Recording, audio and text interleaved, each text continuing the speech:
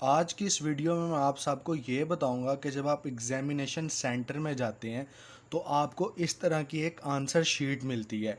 उस answer sheet का ये फ्रंट वाला पेज और इस फ्रंट पेज के ये जो बाद वाला पेज, ये दो पेज में ये जो हमारी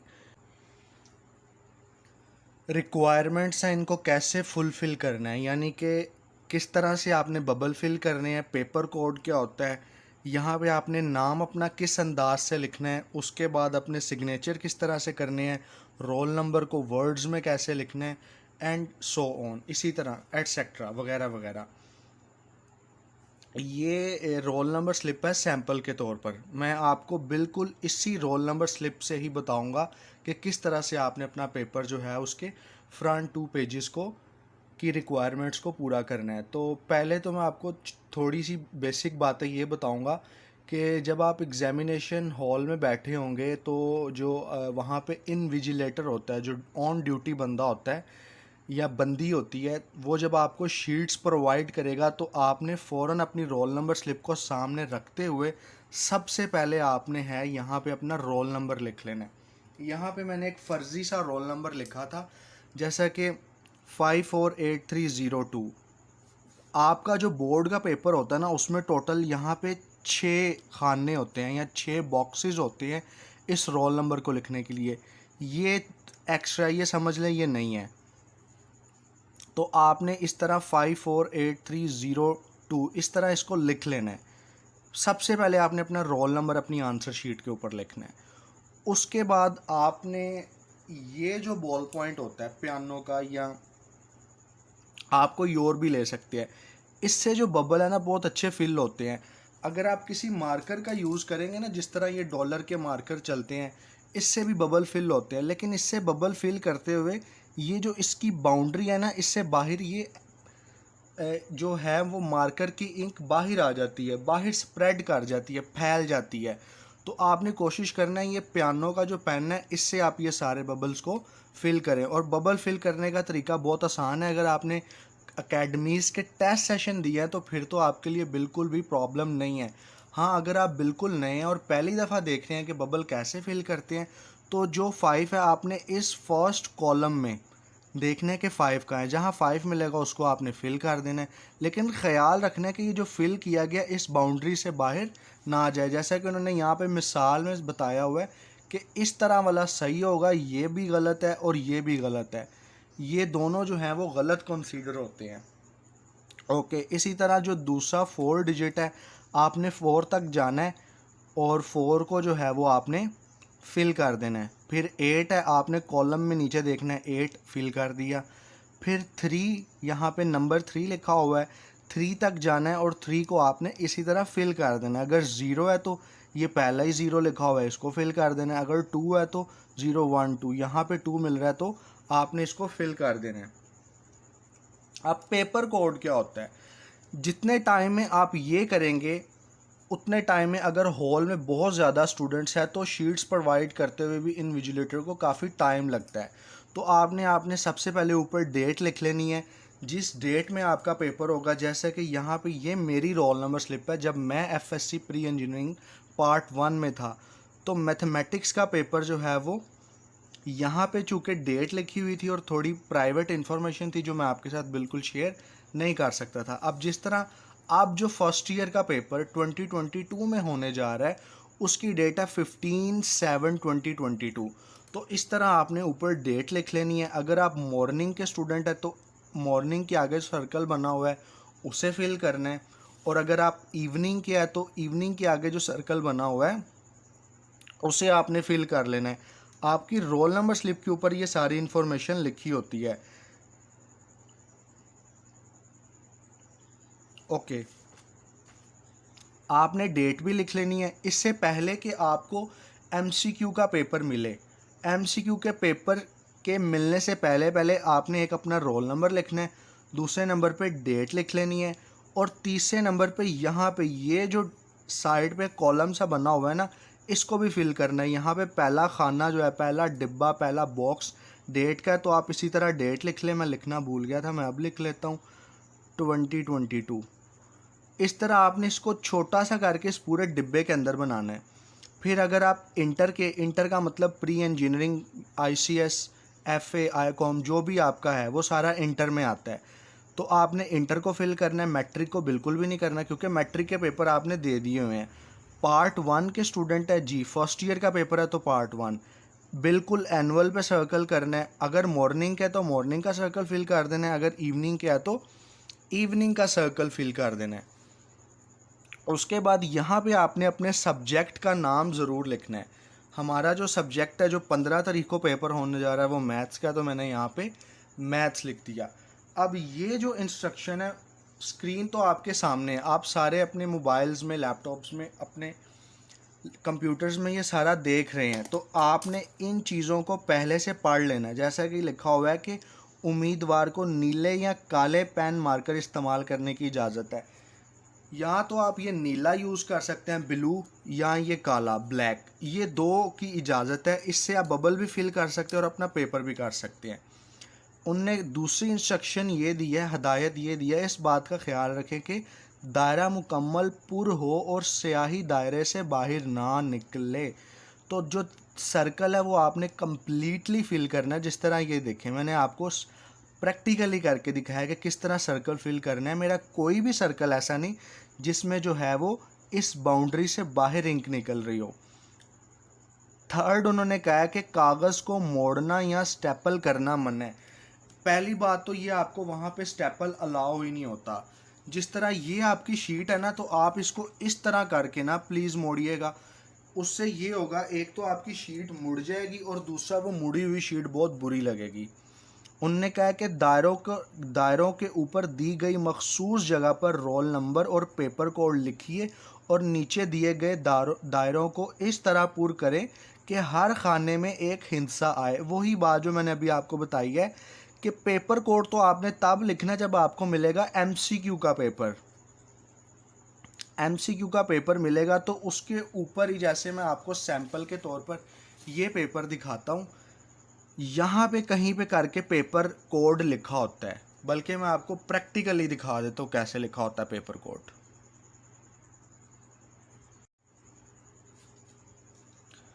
ये अगर आप देखें तो उम्मीद करता हूँ कि आपको मोबाइल की जो स्क्रीन है वो नज़र आ रही होगी। ये अगर आप देखें, मैं इसको फुल जूम कर रहा हूँ। जो आपको अलहदा से पेपर मिलेगा ना सॉलिड फॉर्म में, बोर्ड के पेपर में, वहाँ पे इस तरह से छोटा सा करके लिखा होगा पेपर कोड। और पेपर कोड के आगे जो 4 डिजिट नंबर होता है वो आपने जो है कॉपी कर लेना है। और कॉपी कहाँ पे करना है? इन बॉक्सेस में, यहाँ पे आपने कॉपी कर लेना है ये 4 डिजिट नंबर। और इसी तरह से इसके सर्कल जो है वो आपने फिल कर लेना है। ये पेपर कोड होता है। ये आपने फ्रंट में भी करना होता है और इस शीट के बैक पे भी इस तरह का पेज होता है, उस पर भी करना होता है। ओके। उसके बाद उन्होंने कहा है कि एक से ज़्यादा, ये इम्पोर्टेंट नोट है, एक से ज़्यादा दायरों को पुर करने या काट कर पुर करने की सूरत में मज़कूरा जवाब रोल नंबर ऊपर कोड गलत तस्वर होगा, जिसकी तमाम तार जिम्मेदारी तालिब इल्म पर होगी। ये जिस तरह आपने फिल किया है ना, मैं रेड से फिल करता हूँ। आपने यहाँ पे सपोज कर लें 7 को फिल करना था और गलती से 8 को कर दिया। 7 को करना था और गलती से 8 पे, इस तरह पुर करके उसको काटना नहीं है, वो फिर बहुत आपके लिए मसला बनेगा। ये जो रोल नंबर वाली और पेपर कोड वाली चीज़ें हैं ना, इसको तो आपने अपने 14 तबक रोशन करके इसको आपने फुल फिल करना है। इसमें जो गलती की गुंजाइश है ना, उसकी बिल्कुल भी माफ़ी नहीं है। ये सारी इंस्ट्रक्शंस को उन्होंने इंग्लिश में भी लिखा हुआ है कि use blue black ball pen और marker only, fill shade the circle completely. Example ये इन्होंने बताया करेक्ट है, ये इनकरेक्ट है, ये भी इनकरेक्ट है। Folding, stippling, cutting and putting unnecessary science and identifications on the sheet is strictly not allowed. मतलब ये कि आपने पेपर पे ऐसा कोई हिंट नहीं देना जिससे एग्ज़ामिनर को आपकी पहचान पता चले। ना आपने अपने स्कूल का या अपने कॉलेज का नाम लिखना है, ना आपने अपना ज़ाती नाम आंसर शीट पे लिखना है, ना आपने अपना फ़ोन नंबर लिखना है। कुछ पेपर चेकिंग के दौरान कुछ पेपर्स ऐसे भी सामने आते हैं कि बच्चे उनमें पैसे रख देते हैं, तो बाद में फिर जो है फेसबुक पे उसकी मीम्स बन के टीचर्स ही अपलोड कर देते हैं, उसको बहुत ज़्यादा उसका मजाक बनाया जाता है। तो इन चीज़ों से आपने जो है बराए मेहरबानी इज्तनाब करना है। उनने कहा please write the roll number paper code in the space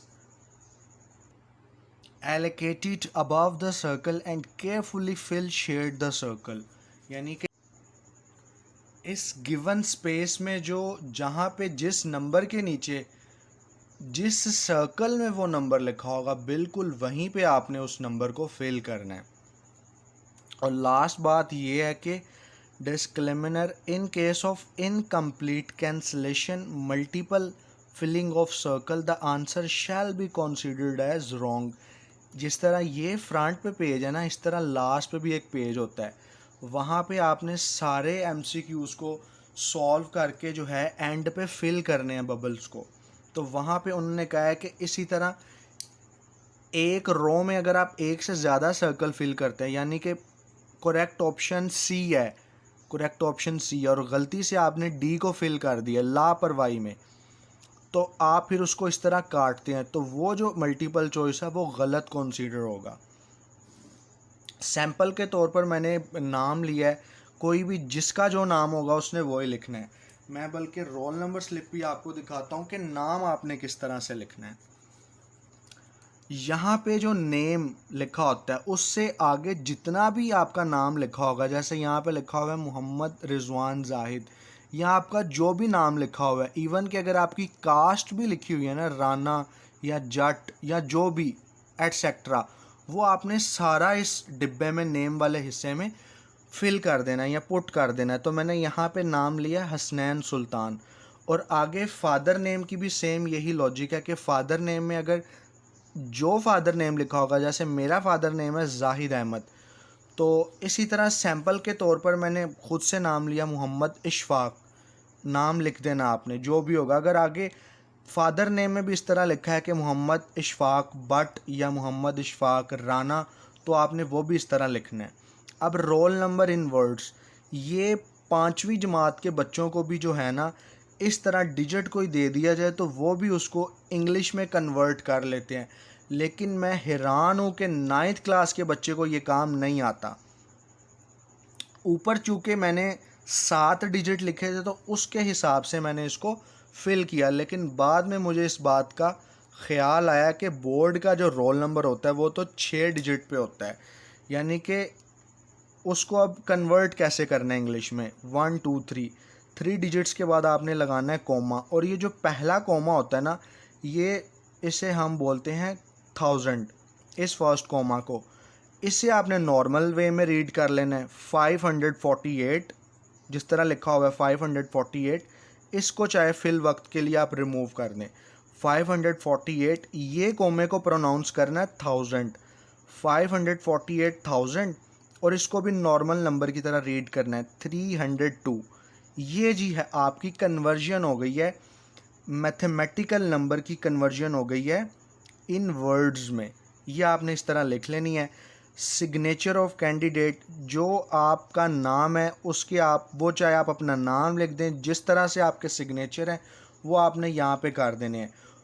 उसके बाद इस बॉक्स को आपने नहीं, ये आपके काम का बॉक्स नहीं है, यहाँ पे जो आपका इंचार्ज होगा उसने अपने साइन करने हैं।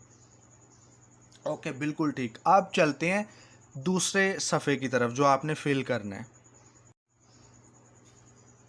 सबसे पहले उन्होंने लिखा हुआ है दस्तखत उम्मीदवार। उम्मीदवार का मतलब यानी जो कैंडिडेट है या जो स्टूडेंट है उसने यहाँ पे अपने दस्तखत करने हैं।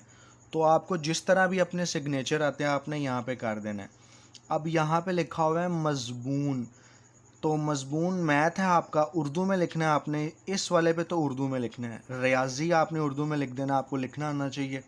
अब यहाँ पे पर्चे की जगह पे क्या लिखना है, ये जो पर्चे का जवाब है ना, ये आपके क्वेश्चन पेपर के ऊपर ही दिया हुआ है। यहाँ पे लिखा होता है पेपर 1, ये आपका पर्चा नंबर 1 है। अगले साल जब आप सेकेंड ईयर का पेपर देंगे तो यहाँ पे लिखा होगा 2, यानी वो आपका पर्चा नंबर 2 होगा। तो पर्चा नंबर 1 या पर्चा नंबर 1 का आंसर लिख रहे हैं तो वो आपने यहाँ लिख देना है। उसके बाद आपने बताना है कि आपका ग्रुप कौन सा है। अगर पहला ग्रुप है मॉर्निंग वाला तो यहाँ पहला लिख दें, और अगर इवनिंग वाला तो यहाँ पे दूसरा लिख दें। जिस तरह ये देखें, मेरे जो पेपर के ऊपर टाइमिंग्स हैं 8:30 से 11:30 तक है, यानी कि मेरा मॉर्निंग वाला टाइम में बना हुआ था। ठीक है, तो आपने इस तरह से अपनी रोल नंबर स्लिप को मद्देनज़र रखते हुए यहाँ पे लिख लेना है। अब यहाँ पे जो आपका जो भी रोल नंबर होगा, मैंने एक फ़र्ज़ी रोल नंबर लिया था, एक्सपोज करके कोई नंबर लिख लिया था 548302, ये मैंने लिखा था। और यहाँ पे कोमे का मतलब है, ये जो कोमा है ये 1000 को, 1000 को डिनोट करता है। इसको 548 को उर्दू में आप कैसे पढ़ेंगे, 548। इस कोमे को लिखना है 1000, 548,000, और आगे इस 302 को 302। तो ये आपने उर्दू में लिख देना, और ये आपको लिखना आना चाहिए। आपने उर्दू में अपना नाम लिखना है, जो भी आपका नाम होगा। वल्दियत का मतलब होता है फादर नेम, वो लिखना है। अब यहाँ पे जो आपका इम्तिहान है, यहाँ पे उन्होंने 2 ऑप्शन दी हुई है, एक सालाना दिया हुआ है और एक दिया हुआ है ज़िमनी। ज़िमनी वो होते हैं कि जो दोबारा रीअपीयर होते हैं, जो सप्ली का पेपर देते हैं।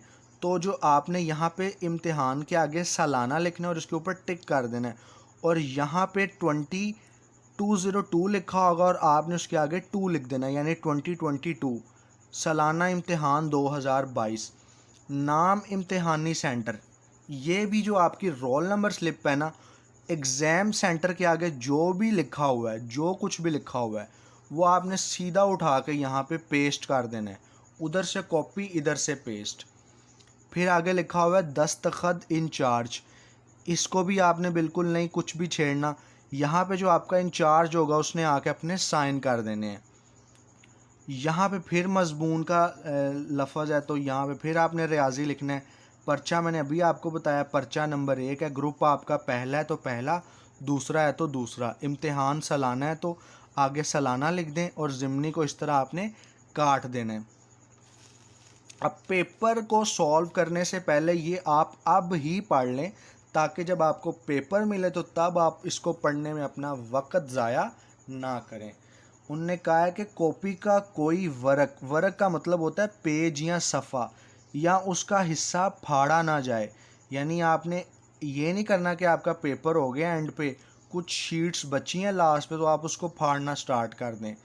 ये काम आपने हरगिज़ नहीं करना। अगर कॉपी का कोई हिस्सा फटा हो तो रोल नंबर लिखने से कबल फ़ौरन अमला से तब्दील करवा लें।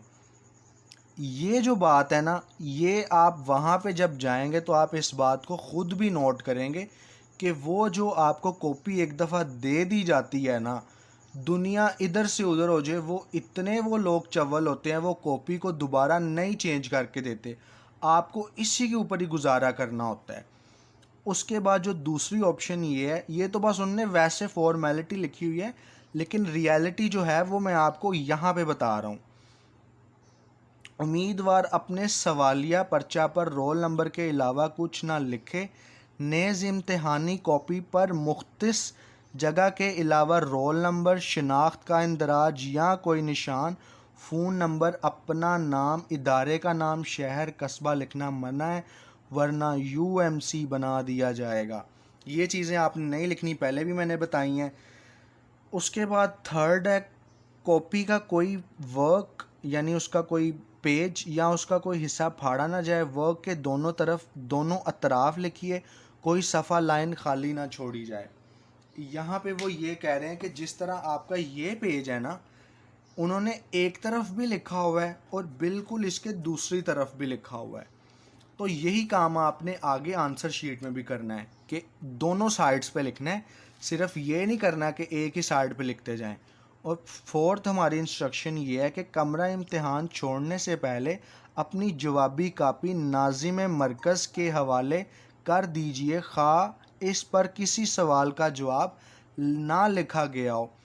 आपने जो अपनी कॉपी है ना वो उसमें जो सुपरिंटेंडेंट होता है ना उसके हवाले करके आनी है, साथ घर नहीं ले आनी।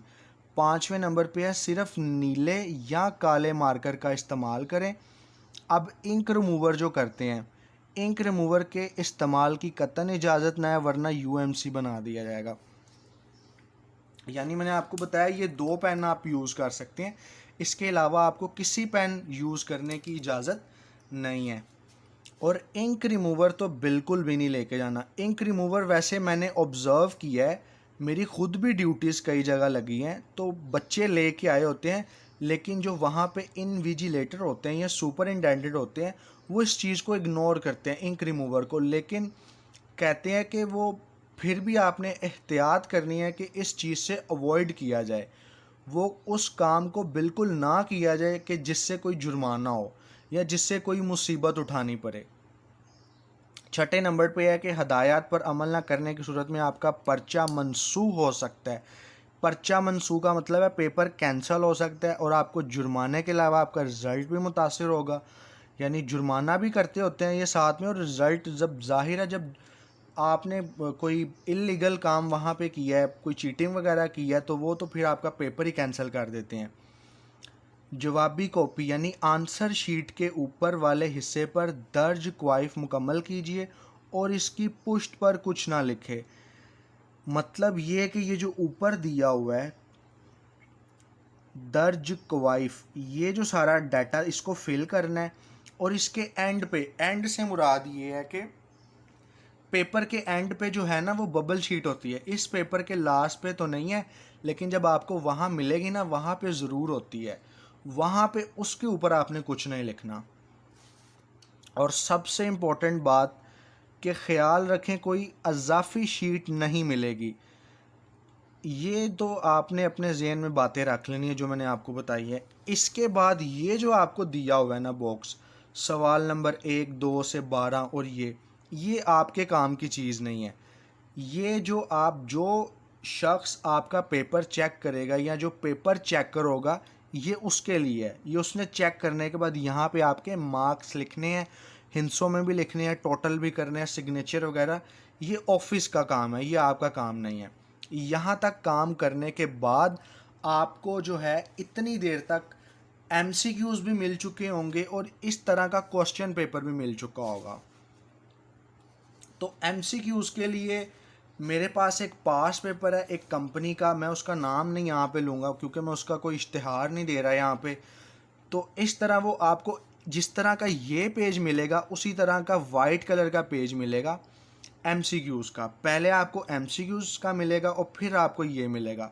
ये सारा काम आपने तब तक कर लेना है कि जब तक आपको एमसीक्यूज़ का पेपर और ये सब्जेक्टिव पेपर मिले, और उससे भी कोशिश आपने ये करनी है। अब चूँकि मैं आपको बताऊंगा कि मैथ का पेपर आपने किस तरह करना है, तो मैथ का पेपर जो है वो मैं आपको शुरू में 2-3 बातें बता दूं कि मैंने इस बात को ऑब्ज़र्व किया है कि मेजॉरिटी स्टूडेंट्स इस बात की आके शिकायत करते हैं कि सर हमारा पेपर बहुत ज़्यादा लेंथी था और शीट्स के जो पेज थे वो वहाँ पे कम थे। या दूसरी शिकायत ये करते होते हैं सर बहुत ज़्यादा टाइम कम था और जो क्वेश्चन थे उनकी डिटेल बहुत ज़्यादा थी, यानी एक शॉर्ट क्वेश्चन का आंसर बहुत ज़्यादा लेंथी था। तो उसका आंसर ये है कि जो आपका पेपर सेटर होता है ना, यानी जिसने आपका पेपर सेट किया होता है, बनाया होता है, वो इस चीज़ को अपने जहन में मद्देनज़र रखते हुए बनाता है। पूरा पेपर एक बैलेंस तरीके से बनाया जाता है। मतलब ये कि अगर एक क्वेश्चन का आंसर फोर सपोज एक शॉर्ट का आंसर एक पेज पे जा रहा है, तो उसने आगे 1-2 शॉर्ट ऐसे भी दिए होंगे कि जिनका आंसर सिर्फ आधे पेज तक आएगा। और लॉन्ग क्वेश्चन में भी सेम यही कहानी है। तो मैं अब आगे सारा पेपर सॉल्व किया हुआ है 2015 का, ये पेपर मैंने खुद सॉल्व किया है, इसके एमसीक्यू भी खुद सॉल्व किए हैं। अब आगे मैं आपको बताऊंगा कि मैथ का पेपर आपने आंसर शीट पे किन एहतियाती तदाबीर के साथ करना है और किस तरह आपका पेपर मुकम्मल इस शीट के ऊपर आएगा।